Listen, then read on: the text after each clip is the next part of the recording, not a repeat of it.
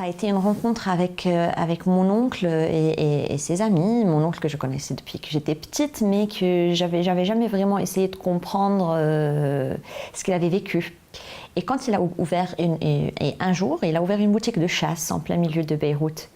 Et à chaque fois que je passais, il y avait lui et ses amis dans cette boutique. Il n'y avait jamais de personnes qui passaient pour acheter quoi que ce soit, mais il y avait tout le temps vraiment c'était comme un café cette boutique. Et c'est ça ce qui m'intéressait. Donc j'ai commencé à être un peu plus curieuse, à vouloir un peu découvrir ce qui se disait dedans dans ce groupe d'hommes. Et donc je passais beaucoup de temps avec eux dans la boutique, puis je les accompagnais à la chasse. Et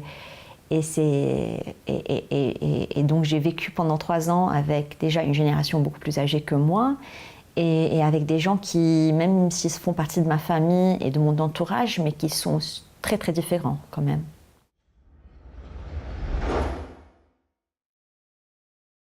Je me suis aventurée avec des gens qui ne me ressemblaient pas du tout, parce que voilà, ils venaient d'un passé vraiment guerrier. C'est des gens beaucoup plus violents que je peux l'être aujourd'hui, ou que ma génération peut l'être.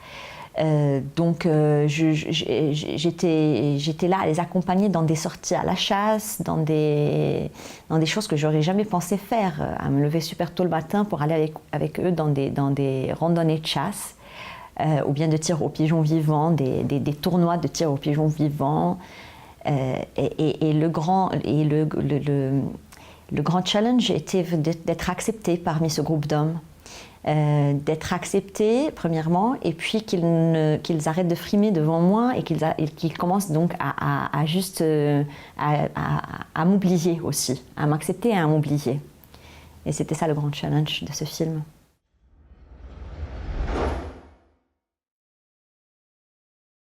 Alors comme moi, ça c'est mon premier documentaire. Avant je faisais de la fiction, donc déjà je me suis appuyée sur ce que je connais le plus, donc la fiction.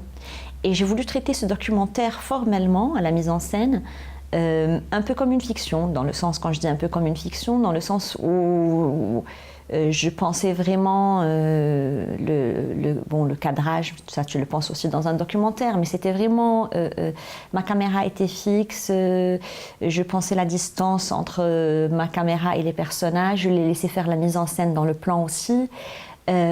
Et puis comme j'étais dans une boutique, il n'y avait pas beaucoup de choix. C'était soit je vais être dans des groupes, j'avais pas beaucoup de choix de toute façon, mais je me suis positionnée en tant que je mets ma caméra et ma caméra s'intègre et ma caméra joue le rôle de mon rôle à moi, ce que je jouais quand j'étais assise avec eux. Donc une caméra qui est à distance, mais la bonne distance pour qu'on ne se sente pas dehors, et pour qu'on se sente aussi assis avec eux, avec ces hommes-là. Puis il fallait traiter la chasse aussi, quand on sortait à la chasse. Donc où est-ce que c'est le côté... Et ces gens-là racontent de la fiction, ils racontent des histoires qu'on ne voit jamais à l'écran, mais ils racontent le passé. Donc où est-ce qu'on voit à l'écran comment traiter les parties de chasse, et comment traiter ces moments de fiction où ils se racontent des histoires. C'est à partir de là que j'ai commencé à réfléchir le film. Comment traiter l'intérieur, comment traiter l'extérieur, et puis les moments où ils sont en train de reproduire la guerre, en fait. Et là, je me suis dit, toute la reproduction de la guerre, c'est pas vraiment des moments de réalité, et les moments à l'intérieur, c'est des moments de réalité.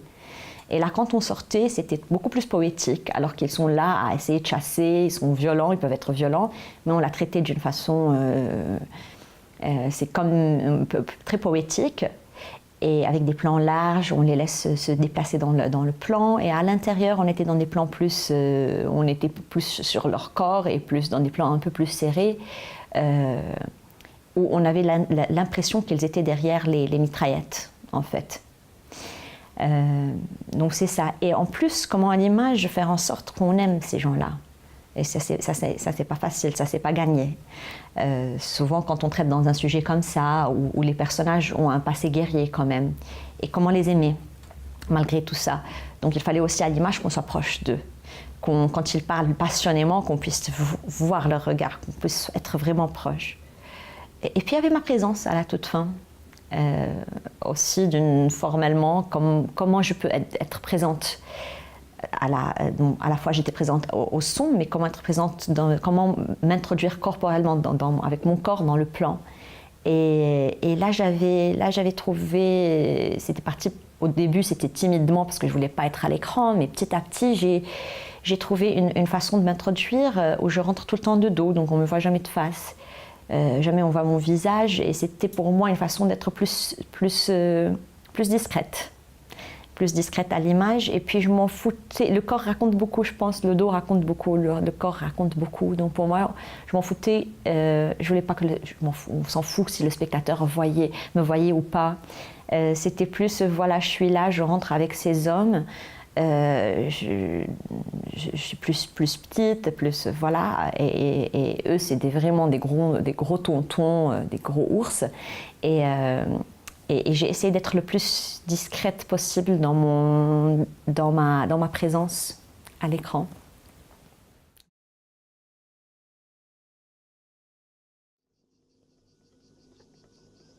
Let's go out and smash everything! Outside! Outside! Ah!